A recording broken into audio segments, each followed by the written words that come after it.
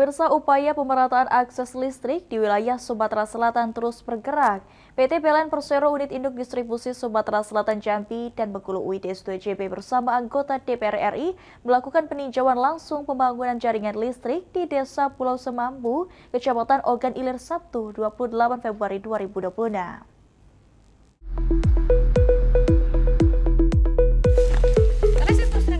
Peninjauan dilakukan oleh General Manager PLN UIDS 2JB Adi Herlambang bersama anggota DPR RI Komisi 12 Daerah Pemilihan Sumatera Selatan II, Dewi Yustisiana.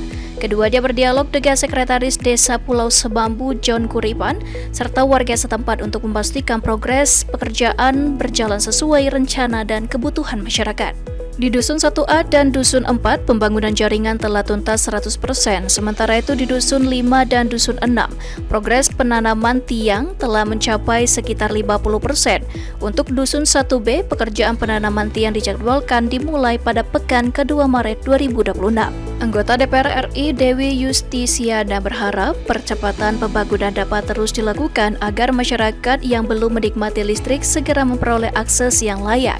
Desa Pulau Semambu dihuni sekitar 2.150 jiwa yang mayoritas bekerja sebagai petani karet dan kelapa sawit. Dengan karakter wilayah yang masih berkembang, ketersediaan infrastruktur dasar seperti listrik dinilai krusial untuk menunjang kegiatan rumah tangga, sekaligus meningkatkan produktivitas usaha warga.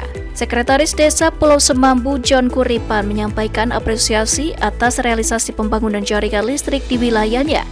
Menurutnya, kehadiran listrik telah lama dinantikan oleh masyarakat. General Manager PLN UIDS 2JB Adi Herlambang menegaskan bahwa pembangunan di Desa Pulau Semambu merupakan bagian dari komitmen PLN dalam mendukung pemerataan kelistrikan hingga ke pelosok daerah.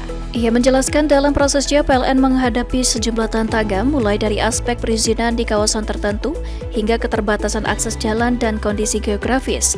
Meski demikian, PLN terus berkoordinasi dengan pemerintah pusat dan daerah agar pembangunan dapat diselesaikan tepat waktu. Listrik Desa Sumsel, menang!